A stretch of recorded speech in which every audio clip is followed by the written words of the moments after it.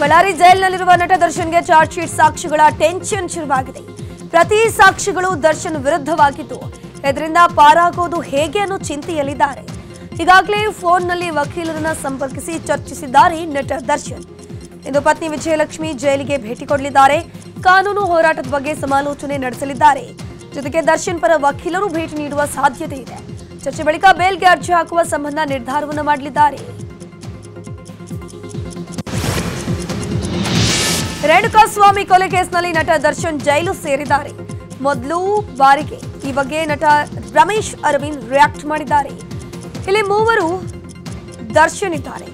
ನಿನ್ನೆಯ ದರ್ಶನ್, ಇವತ್ತಿನ ದರ್ಶನ್, ನಾಳೆಯ ದರ್ಶನ್. ನನಗೆ ನಿನ್ನೆ ಇವತ್ತಿಗಿಂತ ನಾಳೆಯ ದರ್ಶನ್ ನೋಡುವ ಆಸೆ. ನಿನ್ನೆ ದರ್ಶನ್ ಬೇರೆ, ಇವತ್ತಿನ ದರ್ಶನ್ ಸಮಸ್ಯೆಗೆ ಸಿಲುಕಿದ್ದಾರೆ. ನನಗೆ ರಿಲೀಸ್ ಆಗಿ ಬಂದು ಸ್ಟಾರ್ ಆಗೋ ದರ್ಶನ್ ಅನ್ನ ನೋಡಬೇಕು, ಬದಲಾದ ದರ್ಶನ್ ಅನ್ನ ನೋಡಬೇಕು ಅಂತ ರಮೇಶ್ ಅರವಿಂದ್ ರಿಯಾಕ್ಟ್ ಮಾಡಿದ್ರು.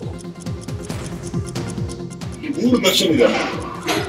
ಒಬ್ರು ನೆನ್ನೆಯ ದರ್ಶನ್, ಇದು ನಮ್ಗೆ ಬಹಳ ಮಜಾ ಕೊಟ್ಟಂತಹ ಸೂಪರ್ ಸ್ಟಾರ್. ಅವರ ಚಿತ್ರಗಳು ಫ್ಯಾಂಟಾಸ್ಟಿಕ್ ದರ್ಶನ. ಏಕೆಂದ್ರೆ ರಮೇಶ್ ಸೇರಲ್ಪಟ್ಟು ಆ ದರ್ಶನ ನೆನ್ನೆಯ ದರ್ಶನ ಇದ್ದಾರೆ. ಇವತ್ತಿನ ದರ್ಶನ ಒಬ್ಬರಿದ್ದಾರೆ. ನಮ್ಮೆಲ್ಲರೂ ಸ್ವಲ್ಪ ಬೇಜಾರಾಗಿದೆ. ಈ ಘಟನೆ ಒಂದು ದೊಡ್ಡ ತಪ್ಪಾಗಿದೆ.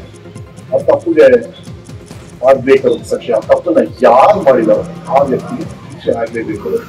ಕಾನೂನು ಅದಾಗಿ ಇದೆಲ್ಲದಕ್ಕಿಂತ ಇನ್ನೊಬ್ಬ ದರ್ಶನ್ ಇದ್ದಾರೆ. ಅವರು ನಾಳೆಯ ದರ್ಶನ.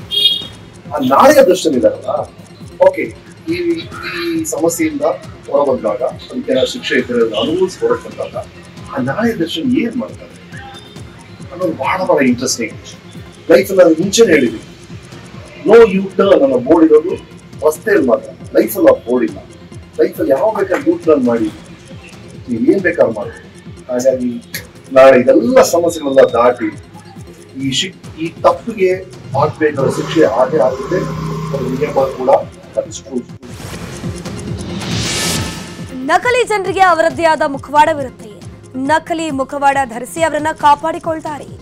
ನಿಜವಾದ ವ್ಯಕ್ತಿ ಯಾವುದಕ್ಕೂ ತಲೆ ಕೆಡಿಸಿಕೊಳ್ಳೋದಿಲ್ಲ ಅಂತ ಕಪ್ಪು ಬಿಳುಪಿನ ಅಕ್ಷರಗಳಲ್ಲಿ ನಟ ರಚಿತಾ ರಾಮ್ ಪೋಸ್ಟ್ ಹಾಕಿದ್ದಾರೆ.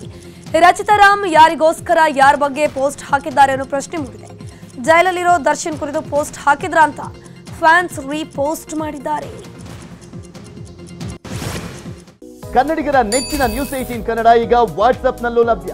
ಕರ್ನಾಟಕ, ದೇಶ ವಿದೇಶಗಳ 360 ಡಿಗ್ರಿ ಸುದ್ದಿಯ ವಿವರಗಳನ್ನ ನಿಮ್ಮ ಕೈ ಬೆರಳುಗಳಲ್ಲೇ ಪಡಿಲಿಕ್ಕೆ ಈ QR ಕೋಡ್ ಅನ್ನ ಸ್ಕ್ಯಾನ್ ಮಾಡಿ ನಮ್ಮ ಚಾನಲ್ ಫಾಲೋ ಮಾಡಿ, ನೋಟಿಫಿಕೇಶನ್ ಆನ್ ಮಾಡಿ.